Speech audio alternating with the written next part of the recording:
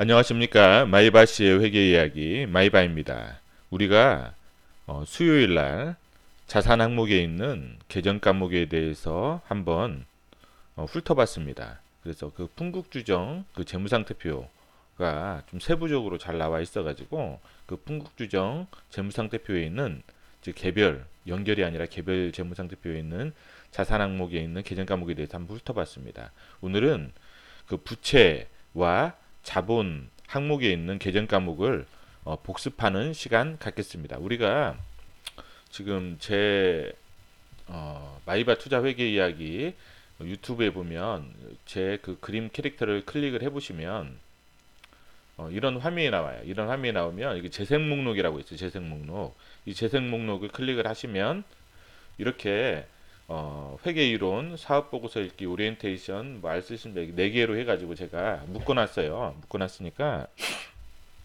회계 이론 한번 이렇게 클릭을 해보시면 여기서부터 이제 막 여러 가지 관련된 그 회계 이론에 대해서 계속 정리를 해놨거든요. 해놨으니까 여러분들이 이 부분은 항상 참조해 가시면서 공부를 하셨으면 좋겠어요. 자, 오늘은 그 부채에 대해서 한번 살펴보겠습니다. 자, 유동부채와 부채는 크게 유동부채와 뭐라고 했어요? 비유동부채로 나눈다고 했죠. 자산도 마찬가지예요. 자산도 유동자산과 비유동자산. 이 나누는 구분은 뭐라고 했죠? 1년이라고 했죠. 1년. 그냥 간단하게 뭐 복잡하게 갈 거 없이 심플하게 1년. 이것만 기억하시면 돼요. 1년. 1년 이내다. 그러면 유동부채. 1년이 넘어간다. 그러면 비유동부채. 그래서 1년이라고 보시면 돼요. 기준이. 그래서 매입채무. 자, 매입채무는 뭐라고 했어요? 참, 부채부터 볼게요. 부채. 부채는 우리가 이제 그 자산 같은 경우도 뭐라고 했어요? 자산. 항상 과거 사건이라고 했죠. 재무 상태가 과거이기 때문에 이게 과거예요. 과거이기 때문에 부채도 뭐예요? 과거 사건의 결과로 뭐예요? 현재의 의무예요. 현재의 의무. 현재의 의무. 어떤 의무냐면 미래의 회사의 어떤 경제적 효익이 밖으로 나갈 거라는 그러한 현재의 의무예요. 자, 좀 어렵죠? 자, 이거 한번 보면서 볼게요. 자, 매입 채무는 뭐냐면 우리가 매입 채무는 자, 매입 채무는 뭐예요?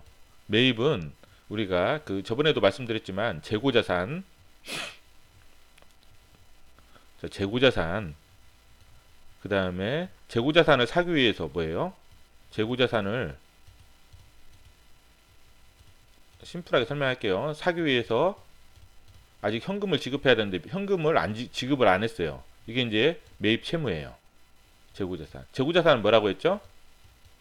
회사의 정관이나 그 법인 등기부등본상에 그 목적 사업이 있다고 했잖아요. 목적 사업. 이 목적 사업에 어떤 사용하기 위해서 매입하는 그러한 어떤 자산이에요. 자산인데 이러한 목적 사업에 사용하는 그 매입하는 자산을 매입하고 돈을 지불하지 않았다. 현금을 외상으로 지급했다. 아니면 어음을 줬다. 그러면 매입 채무로 잡히는 거예요. 외상 매입금, 그 다음에 지급어음. 이게 매입 채무로 잡히는 거예요. 만약 재고 자산을 나중에 팔았다.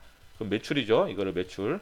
팔고 돈을 뭐야 외상으로 팔았다. 아니면 뭐 어음으로 받았다. 그럼 뭐예요? 이것은 매출 채권이 되는 거예요. 매출 채권. 그래서 매입 채무와 상대되는 계정은 매출 채권이 되는 거예요. 미지급금은 뭐예요? 미지급금은 그 회사의 그 정관이나 어떤 법인 등기부 등본상의 목적 사업이 아닌 어떤 자산을 샀어요. 그러니까 뭐냐면 뭐 직원들 사무용품을 산다든지 아니면 어떤 그 직원들 뭐야 사무용품을 산다든지 아니면 뭐예요? 그 비품 냉장고라든지 아니면 정수기 있죠. 그 정수기라든지 그런 비품들 있죠. 비품을 산다든지 살 때 현금 외상으로 샀어요. 외상으로 이런 경우에는 미지입금으로 잡는 거예요. 미지입금. 자, 그러면 매입 채무와 미지입금은 뭐냐면 회사의 목적 사업이냐 목적 사업이 아니냐 이걸로 구분이 되고, 자, 그럼 미지급금과 미지급 비용은 어떻게 구분이 되냐? 똑같아요. 미지급금은 아까 저번에도 미수금과 미수수익 하는 거나 똑같아요. 미지급금은 확정 채무예요. 확정 채무. 그 다음에 미지급 비용. 이 비용이 들어가는 것은 뭐냐면 확정이 안 됐다는 거예요. 미확정 채무. 미확정 채무예요. 이 말이 무슨 말이냐면 똑같아요. 저번에도 임대료로 설명했죠. 임대료 한번 설명해 볼게요. 우리는 만약 임대를 들어가는 사람이라고 생각해요. 지급. 그래서 월세를 지급을 하는 사람이에요. 근데 언제 지급하냐? 임대차 계약서를 보니까 뭐 보증금 1000에 월세가 100만 원이다. 월세가 100만 원이에요. 보증금 1000에 월세가 100만 원. 근데 100만 원 언제 지급하냐면 다음 달 10일 날 지급하기로 한다. 10일 날. 그러면 이 11월 달치는 뭐예요? 11월 달치는 12월 10일 날 월세를 100만 원 지급하죠. 100만 원. 그쵸? 100만 원을 지급해야 돼요. 그럼 12월 달치는 어떻게 돼요? 12월 달치 임대료는 1월 달에 1월 10일 날 월세 100만 원을 지급해야 돼요. 그렇죠? 자, 우리가 12월 31일 날 지금 결산이라고 생각해요. 12월 31일 날. 그러면 12월 31일 때 보니까 이 회사가 돈이 없어가지고 100만 원을 지급을 안 했어요. 그럼 상대방 그 임대를 한 사람 입장에서는 어때요? 너네 돈을 지급하라 청구를 하겠죠. 세금계산서를 발행해요. 청구가 뭐냐면 세금계산서를 발행해요. 청구예요. 그러면 이거 뭐예요? 우리는 지급해야 될 채무가 확정이 됐죠. 이미 청구를 받았으니까. 그러면 이때는 뭐냐면 이 금액은 미지급금이에요. 미지급금. 미지급금으로 되고 미지급금. 그 다음에 이제 만약 12월 달치 임대료다. 그럼 뭐예요? 우리가 임대료 이미 임대 용역은 받았잖아요. 그쵸? 그리고 아직 안 줬어요, 돈을. 근데 어때요? 미지급금은 아니잖아요. 우리가 이때 주기로 했으니까 아직 줄 의무는 없잖아요. 그쵸? 12월 달치 그 임대 용역은 우리가 받았지만 줄 의무는 1월 10일 날 발생하기 때문에 아직 청구를 안 받았잖아요. 이런 부분들은 뭐냐면 12월 말일 날 어떤 식으로 하냐면 지급 임대료, 우리가 지급해야 될 임대료 100만 원을 잡아줘요. 비용을. 그 다음에 이거는 뭐 미지급 비용으로 잡아줘요. 미지급 비용. 미지급 비용은 뭐냐면 아직 확정이 안 됐어요. 채무가. 그래서 확정이 안 된 채무라는 거예요. 확정이 안 된 채무. 그러면 왜? 이때 청구를 받아야 확정이 되잖아요. 그렇죠? 아니, 청구를 안 받았잖아. 1월 10일 날 지급하기로 임대차 계약서 써 있기 때문에. 그래서 미지급금은 확정 채무다. 미지급 비용은 미확정 채무다. 이런 식으로 하면 돼요.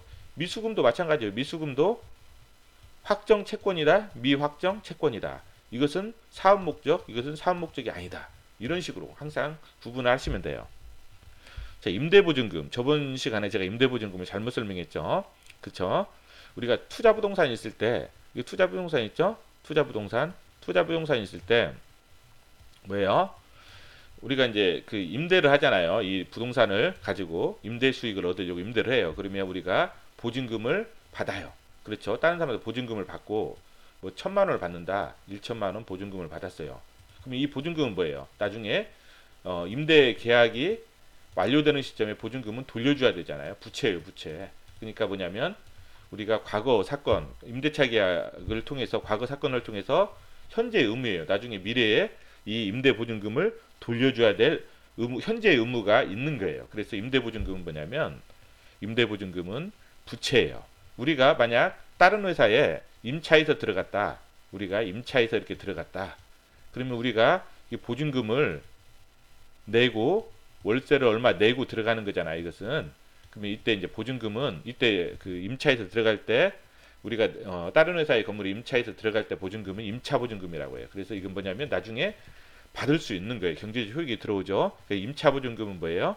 임차 보증금은 그 자산이 되는 거고 임대 보증금은 우리가 임대 수익을 얻기 위해서 받은 것. 그래서 나중에 임대차 계약이 끝나면 돌려줘야 될 것은 뭐예요? 부채가 되는 거예요. 단기 예수금은 뭐냐면 예수금은 이제 우리가 이제 쉽게 생각하면 이래요. 이제 뭐냐면 우리가 이제 회사에서 급여를 지급하잖아요. 급여를 지급해요. 급여를 지급할 때 이제 급여 만약 200만 원이다. 그럼 200만 원을 다 지급하지 않죠? 그쵸? 200만 원을 급여가 200만 원이라고 하면 여기서 세금을 떼요. 가근세를 떼고 그 다음에 주민세를 떼고 그 다음에 사대보험을 회사에서 반을 이렇게 부담하고 반은 이제 직원들한테 떼어요. 이렇게 띄는 것들 있죠. 만약 가근세와 주민세는 다음 달 10일까지 돼요. 다음 달 10일까지. 다음 달 10일까지 되고 다음 달 10일까지는 뭐냐면 회사에서 보관을 해요.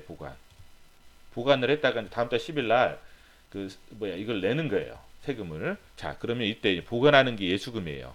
이건 뭐냐면 국가에다가 나중에 그 뭐야 이 보관한 돈을 다시 지급할 현재 의무가 발생해요. 그래서 이것도 부채예요. 예수금.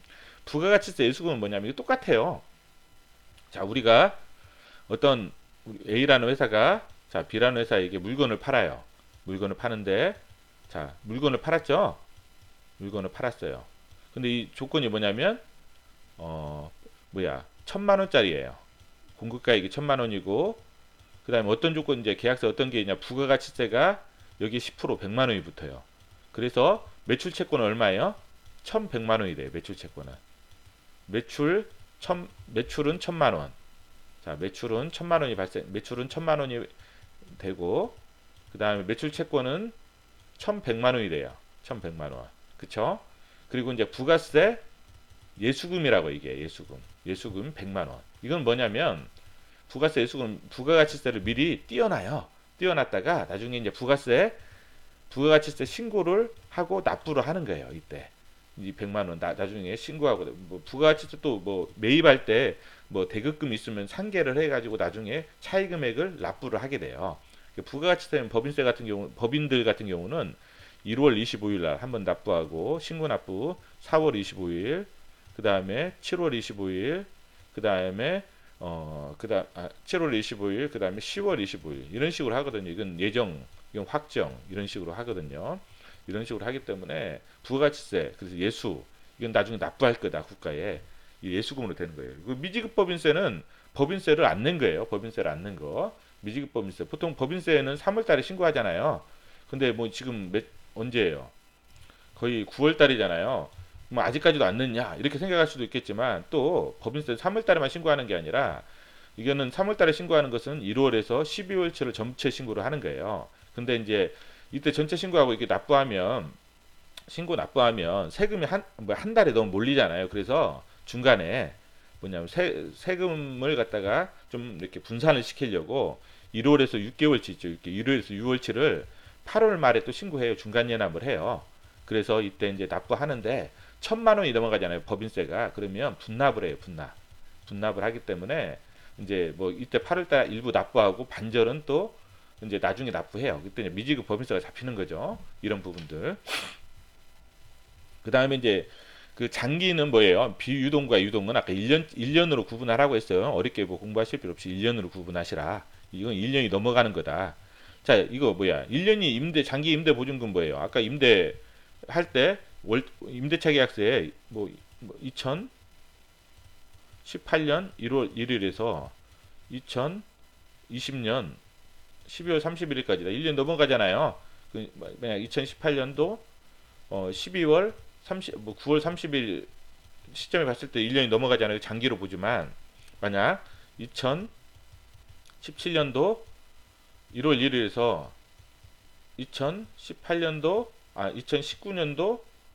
여기서 2019년도 뭐 한 6월 30일까지다. 그러면 여기 6년도 6월 30일부터 6월 30일 7월 1일부터 이런 식으로 간다. 그러면 여기 2018년도 9월 30일 날짜를 봤을 때 1년이 안 되잖아요. 그쵸? 이때는 뭐냐면 장기 임대 보증금이라고 하더라도 이쪽으로 돌려요. 단기 임대 보증, 유동성 대체라고 하거든요. 유동성 대체. 이런 식으로 갈 수 있어요. 이런 식으로 돌릴 수 있고 이것은 1년이 지난 것들. 1년 기말 시점에 봤을 때 1년이 그 만기가 된 것들, 넘는 것들 이런 부분들을 이쪽으로 돌리는 거고. 퇴직급여 부채는 저번에 배웠어요. 우리 이론 동영상 할 때 배웠으니까 이 부분은 설명이 좀 길잖아요. 그러니까 오늘 간단하게만 그냥 한번 볼게요. 그러니까 뭐냐면 퇴직급여 부채는 뭐예요? 여기서 확정급여 채무의 현재 가치로 한다고 했죠. 현재 가치에서 사회 적립 자산의 공정 가치를 빼면 퇴직급여 부채라고 했죠. 그쵸? 보통 이런 계정 과목이 나오는 건 뭐라고 했죠? 퇴직급여는 보통 DC형과 DB형이라고 했어요. 근데 복잡하게 생각하지 마시고 DC형은 뭐냐면 그 근로자가 책임을 진다고 투자 수익이나 모든 보험 수리적 그런 부분들을 다 가정들을 리스크들을 근로자가 책임지고 DB형은 회사가 책임지는 거예요. 회사가. 그래요. 그렇기 때문에 뭐 DC형으로 만약 이렇게 계속 넣는다. 그러면 그 투자 수익이 있을 거 아니에요. 투자 수익은 근로자 거가 되고 이것은 투자 수익은 회사 거가 되는 거예요. 자, 회사 그러면 이건 DB형은 뭐예요? 회사에서 만약 손실이 나면 어때요? 나중에 퇴직금이 뭐 1억인데 우리가 사회 적립 자산에 1억을 넣었는데 이게 뭐 공정가치로 해보니까 손실 나는 게 한 7천이에요. 그럼 뭐예요? 확정급여 채무 현재 가치가 1억인데 사회 적립 자산 보니까 7천밖에 안 돼요. 그러면 3천을 더 넣어야 된다는 거예요. 이렇게 3천을 더 넣어서 퇴직급여 부채로 잡는다는 거예요. 이렇게 추가적으로. 그래서 이 사회 적립 자산 공정가치 이걸 좀 더 자세히 알고 싶은 분들은 이런 동영상이 있어요. 퇴직급여 그 관련된 여기 퇴직급여 회계 있죠? 이 부분을 한번 보셔요. 퇴직급여 회계. 왜냐하면 지금 23분짜리인데 여기서 설명하기에는 좀 그래요. 그래서 이 부분은 한번 여러분들이 한번 보시면 될 것 같아요. 그래서 이런 식으로 좀 보시고 이혼 법인세 부채는 이거는 별도로 아마 이런 동영상을 만들어도 설명이 길어요. 왜냐하면 이것은 아마 회계학을 공부하신 아마 회계학과 학생들에게도 아마 이해를 잘 힘들어요. 이해하기가. 왜냐하면 이거는 세무회계도 알아야 돼요. 세무회계. 저희들이 이제 이쪽 세무 쪽을 실무를 많이 해봤기 때문에 이 부분에 대해서는 좀 쉽게 이해하지만 세무회계적으로 모르는 분들은 이 부분을 이해하기 쉽지가 않아요. 왜 그냥 유보라는 개념도 알아야 되고 막 입금산입, 송금산입 이런 부분도 알아야 돼요. 근데 간단하게 설명할 때는 뭐냐면 그 기업회계에 우리가 이제 여기 손익계산서 있죠. 손익계산서에 이게 당기순이익 있죠. 순이익이 나온다고요. 이게 당기순이익. 예, 이게 당기순이익 있죠. 이익이 나와 이익이. 그러면 이 이익으로 세율을 곱해서 세금을 계산하는 게 아니에요. 아니라 이 이익에는 이제 세법이 정하는 기준에 따라서 뭐 수익이 되는 것도 있고 안 되는 것도 있고 비용이 되는 것도 있고 안 되는 것도 있어요. 만약 감가상각비도 회사에서 감가상각비를 한다고 해서 세법에서는 다 인정해 주는 게 아니라 세법의 기준에 안에 있는 것만 비용으로 인정해 줘요. 나머지는 뭐예요? 송금 불산입이라고 해서 비용이 아니다. 송금은 이제 비용이거든. 비용이 아니다. 세법상 비용이 아니다 해서 이제 얼마 해서 유보 처리해 버려요. 그럼 이건 나중에 이제 내년이나 내후년도 아니면 팔 때쯤 이게 다시 또 비용이 돼요. 송금 산입 이런 식으로 되거든요. 그래서 회계상의 이익하고 세법상의 세무회계의 과세 소득하고는 틀리다. 틀려요. 그래서 뭐냐면 이 틀리는 것 중에서 뭐냐면 일시적 차이가 있어요. 그러니까 올해 이익이 안 되는 것들이 그래서 과세소득에서 빠져요. 빠지는 것들이 그럼 과세소득이 줄어들겠죠? 그럼 다음에는 언젠가는 과세소득이 이만큼 늘어나게 돼 있는 거. 이게 일시적 차이라고 해요. 일시적 차이.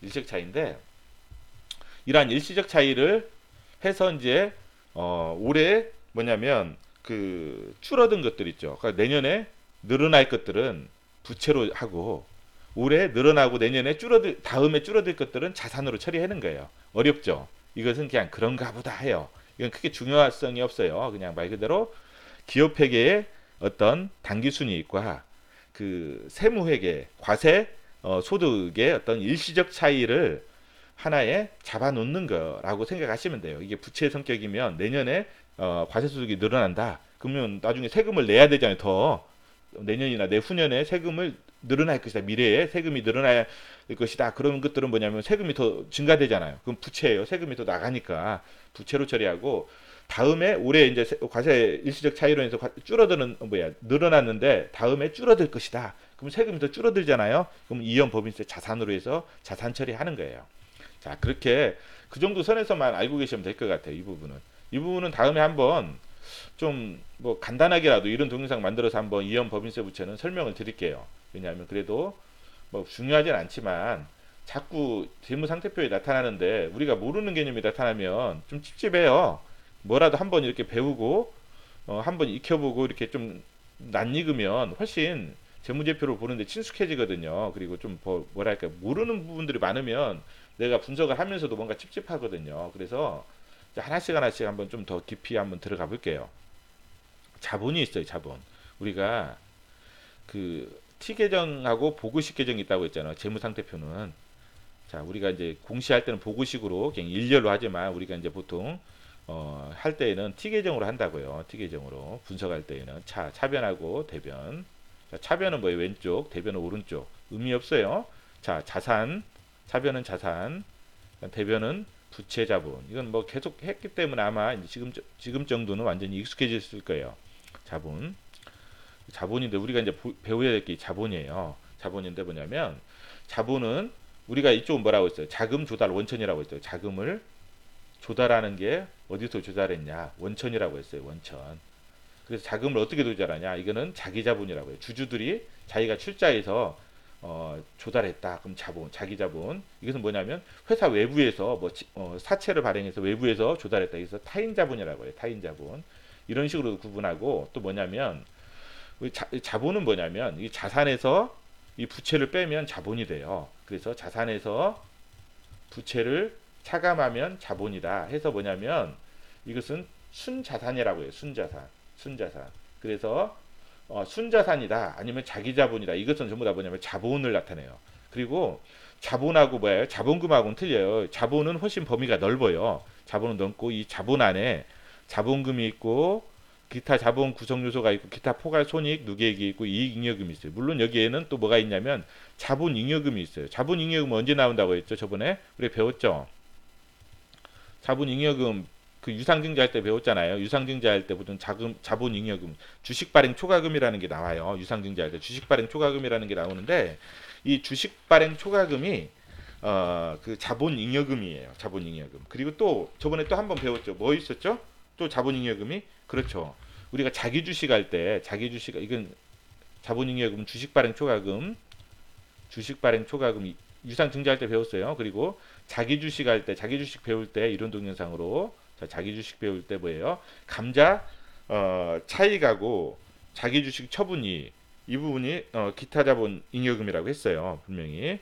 자, 이 부분 한번 이렇게 검토해 보셔요. 여기 보면 자기 주식 할 때 한번 그 자기 주식 처분이익 기타 자본 잉여금 나왔어요. 이 부분 나왔고 그다음에 유상증자 할 때 유상증자 부분 여기 주식 발행 초과금 자본 잉여금이 나오거든요. 그리고 무상증자 할 때 감자 차익이랑 게 나와요. 그렇기 때문에 이 부분 감자 차익하고 자기 주식 처분이익은 기타 자본 잉여금, 자본 잉여금이에요. 그리고 주식 발행 초과금도 자본 잉여금이다. 네, 그런 식으로 하시면 되고 자, 자본금은 뭐냐? 자본금은 처음에 우리가 그 회사를 설립할 때 그 주식이 있어요. 주식이 있는데 이제 정관상에 이 회사가 발행할 수 있는 주식 수가 총수가 나와요. 총수. 이걸 뭐냐면 수권자본이라고 수권자본. 회사에서 발행할 주식 총수를 하는 부분은 수권자본이라고 우리가 이제 실제 발행한 실제 발행 주식 수가 있어요. 그래서 실제 발행 주식 수에다가 액면금액, 액면가액을 곱하면 자본금이 돼요. 자본금. 자, 이거 한번 볼까요? 이 회사는 과연 어떻게 되어 있는지 회사 개요 한번 볼게요.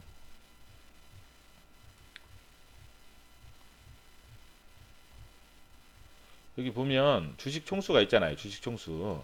그러면 이게 수권자본이에요. 수권자본. 정관상에 발행할 수 있는 총수예요, 이게.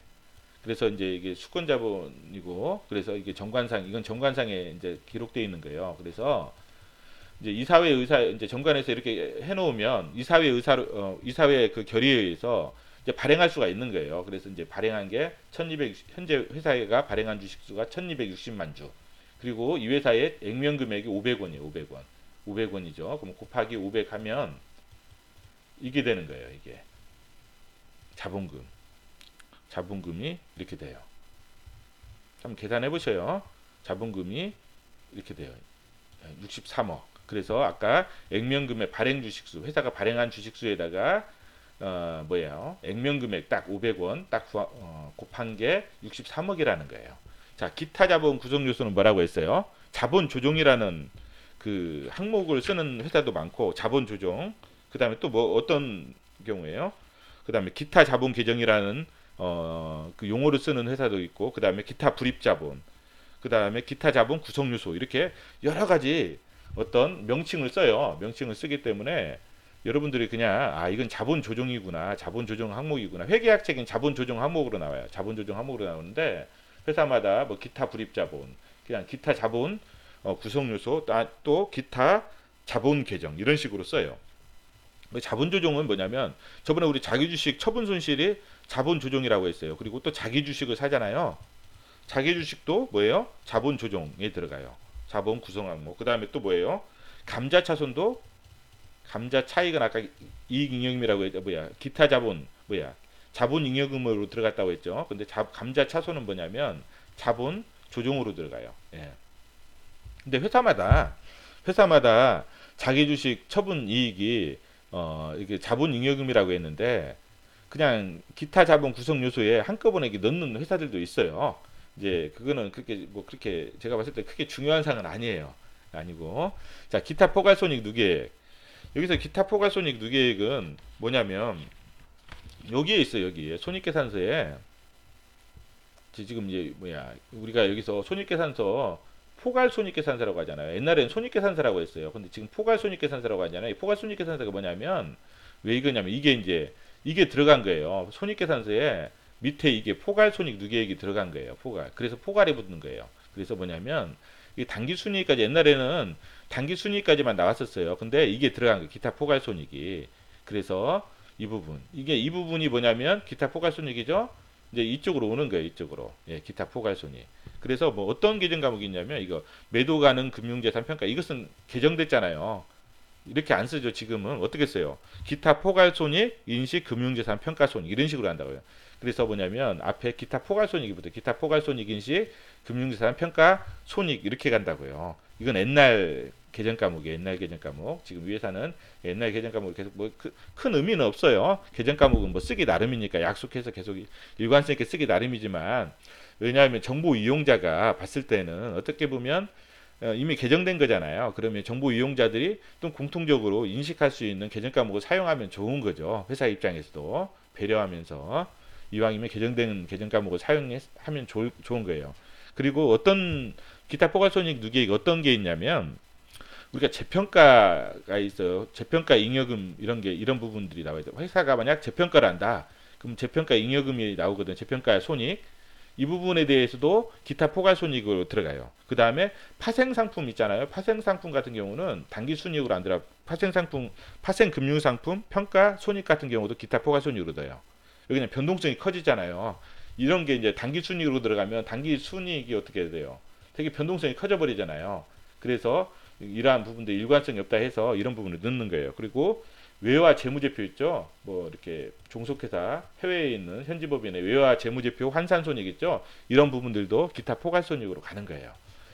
우리가 이제 여기서 이제 좀 중요하게 얘기해야 될 건 뭐냐면 재평가 잉여금이에요. 재평가. 이건 나중에 이부 기타 포괄손익은 하나하나 한번 따져볼 거예요. 이론 동영상으로 따져보는데 이 시간은 그냥 재평가에 대해서 잠깐만 아주 간단하게, 이건 재평가는 별도로 이런 동영상을 만들어서 한번 따져볼 거예요. 근데 우리가 혹시 이런 부분 한번 고려해 보시라는 거예요. 기타 포괄손익에 뭐 토지 재평가 이익이 있다. 재평가 이익이 있다. 그러면 생각을 해보세요. 어떤 회사들은 토지를 원가로, 취득 원가로 하는 회사가 있고, 이 회사는 재평가를 한다. 그러면 시가로 하잖아요. 시가. 그쵸? 훨씬 커요. 어떤 회사들은 10배 가까이 큰 회사가 있어요. 10배. 시가로 할 때. 근데 어떤 회사들은 보세요. 원가로 해서 PBR을 구하고, 어떤 회사들은 재평가를 해서 PBR을 구해요. 자, 구했는 재평가를 해서 PBR 구했어요. 어때요? PBR이 갑자기 뭐 0.3밖에 안 돼. 여기는 1대. 근데 막 이게 10배 이상 차이 난다고 쳐봐요. 이 비교 가능성이 있어요. 그래서 우리 회사는 0.3밖에 안 되는데 왜 주가가 안 가냐. 이렇게 서로 비교 가능성이 없잖아요. 이 회사는 PBR 1인데 주가가 잘 가는데 왜 이렇게 말할 수가 없는 거예요. 비교 가능성이. 왜 그러냐면 동일한 어떤 원가면 원가대로 해놓고 비교를 해야지. 어떤 회사는 시가로 평가해놓고 어떤 회사는 원가로 평가해. 비교 가능성이 없는 거예요. 그래서 우리가 기타 포괄손익을 보고 재평가 이렇게 돼 있다. 그런 회사들은 즉 원가하고 시가가 어느 정도 돼 있는지 봐가지고 다른 회사들하고 비교할 때는 그 비교 가능성이 떨어지잖아요. 그러니까 그걸 고려를 하시라는 거예요. 우리가 이제 보통 옛날에 이제 재평가 한창 금융위기 때 2008년도에 재평가 바람이 불었어요. 재평가, 토지 재평가. 근데 어때요? 재평가하면 어때요? 자, 자산이 시가로 되잖아요. 거기서 이제 자산도 이제 뭐 토지, 보통 토지를 하거든요. 자, 부채하고 자본이 돼요. 자, 자산이 그럼 증가하게 돼요. 시가로 하니까 막 시가로 하잖아요. 원가로 했다가 그럼 어떻게 돼요? 부채는 그대로 있으니까 자본은 어떻게 돼요? 순자본은 증가하죠. 자산 빼기 부채니까 자산이 증가하니까 자본도 증가하죠. 부채 비율은 뭐예요? 자본분의 부채잖아요. 그럼 뭐예요? 부채 비율은 자본이 증가하니까 부채 비율은 떨어져요. 그래서 일시적으로 부채 비율이 떨어지기 때문에 뭐예요? 자금 조달이 좋아요. 자금 조달. 부채 비율이 떨어지니까 은행에서는 뭐 재평가 했다고 해. 원래는 은행 같은 경우도 원래 원가로 해도 다 그 감정 평가 받아서 그 담보대출 해요. 그렇기 때문에 큰 의미가 없는데 그냥 부채 비율이 떨어졌다는 그 하나만으로 이게 좀 더 자금 조달이 용이할 때가 있었어요. 예? 그리고 실제로 단기적으로는 주가에도 긍정적으로 미치고 그런데 어때요? 장기적으로는 생각을 해보셔요. 장기적으로는 만약 자금 조달을 해서 이 자금 조달로 인해서 어떤 방향성 좋은 투자를 했으면 모를까. 그렇지 않으면 큰 의미가 없다는 거예요. 그리고 어때요? 자산이 늘어나고 자본이 늘어나면 무거워지잖아요. 무거워져요. 그쵸? 무거워지죠. 무거워진다는 거 뭐예요? 이것을 들어 올리기 위해서는 더 많은 에너지가 필요해요. 손익계산서 옛날에는 뭐 이렇게 좀 덜 무거울 때는 이익이 약간만 증가해도 대차제표를 끌어올렸는데 주가를 근데 이제 이건 워낙 무거워져 가지고 더 많은 어떤 에너지가 필요하다는 거예요. 그래서 뭐냐면 이게 뭐냐면 우리가 이제 보통 투자자들이 ROE를 보고 투자하는 분들이 있어요. ROA도 그렇고 뭐냐면 이게 무거워지기 때문에 이게 줄어들어요 이렇게 그쵸? 이게 늘어나니까 자본이 그쵸? 그러니까 이게 뭐냐면 끌어올리기가 무거워지니까 에너지가 많이 든다는 거예요 이 회사가. 그래서 장기적으로 이제 물론 이제 연구 논문에 보면 이 논문들 이렇게 보면은 어떤 분들은 좀 장기적으로 좋다라고 하는 분들도 있고 어떤 분들은 이런 부분 때문에 주가는 별로 안 좋다. 그리고 나중에 이제 이런 부분들 여러 연구 논문들이 혼재해 있어요. 그런데 이제 보통 안 좋다고 하는 논문들이 더 많은 것 같아요 지금. 그래서 의외로 장기적으로는 그렇게 좋은 건 아닌 것 같아요. 예. 그래서 이 부분 한번 참조해 보시라는 거예요. 그래서 이 PBR이 예, 이런 부분들. 그래서 이게 이 비교 가능성을 어떻게 둘 것이냐. 재평가를 안 해도 뭐 신용평가에서는 신용회사들은 뭐예요? 현금 흐름을 통해서 신용평가를 많이 하잖아요. 제일 중요한 게 현금 흐름이잖아요. 그리고 뭐 평가 똑같은데 평가를 했느냐 안 했느냐에 따라서 부채 비율이 높아진다고 해서 은행 같은 경우도 어떻게 보면 대출 받을 때는 이 자산을 원가로 돼 있어도 다 감정해서 대출을 해준다고요. 큰 의미가 없는데 예. 그리고 이제 이익잉여금은 뭐예요? 이익잉여금은 이익잉여금은 뭐예요? 그렇죠. 당기순이익의 누적. 그렇죠. 이게 누적의 개념이라고 했죠. 누적의 개념이에요. 자 여기서 또 한번 볼게요. 자 우리가 이익잉여금은 누적의 개념이라고 했어요. 누적의 개념이고 그래서 여기 있는 당기순이익이 그렇죠. 여기 당기순이익 있죠. 이 부분이 이제 어디로 와요? 이익잉여금에 이렇게 쌓이는 거예요. 이렇게 쌓여요. 이렇게 많이 쌓였죠. 이 회사는 엄청 많이 쌓여요. 978억 쌓여요. 이렇게 이쪽이죠. 이익잉여금 이렇게 쌓여요. 쌓였어요. 자 이익잉여금 어때요? 당기순이익이 쌓이는 거예요. 당기순이익이 손익계산서는 저번에 설명할 때 뭐라고 했어요? 리셋의 개념이라고 했죠. 1년마다 없어지는 거예요. 새롭게 계산해요. 근데 당기순이익은 누적, 즉 무게의 개념이라고 했어요. 무겁다. 그래서 어떤 여러 가지 비바람이 치더라도 어떤 흔들리지 않는 그러한 안정감이 있는 회사 그렇게 그런 개념으로 접근하시면 되고 그 다음에 당기순이익에다가 뭐예요? 이제 배당이 있어요. 배당을 하면 잉여금에서 빠져요. 배당은 밖으로 나가는 거잖아요. 그냥 빼주고. 그 다음에 또 뭐가 있냐면 저번에 우리 뭐라고 했어요? 자기 주식 소각할 때 보통 자기 주식 소각할 때는 자본금에서 없애준다고 했잖아요. 근데 이것은 뭐예요? 이건 자본감소 주주총회 특별 결의를 거칠 때 그런데 보통 요즘 어떻게 해요? 이사회 결의로 할 때는 뭐예요? 자본에서 감소할 수가 없어요. 왜 그러냐면 주주총회 특별 결의 안 거치기 때문에 자본에서 감소할 때는 그럼 뭐 어떻게 해야 돼요? 이익잉여금에서 빼준다고 했죠? 저번에 두산 그 자본 그 자기 주식 소각할 때 자본금 감소가 없는 단순 이익잉여금에서 빼주는 그거라고 저번에 공시 봤죠? 네, 그런 식이에요. 이익잉여금에서 빼주는 거예요. 그래서 이게 뭐예요? 자기 주식 소각할 때 소각한데 어떤 식으로 소각하냐? 이사회 결의로만 소각할 때 이사회 결의.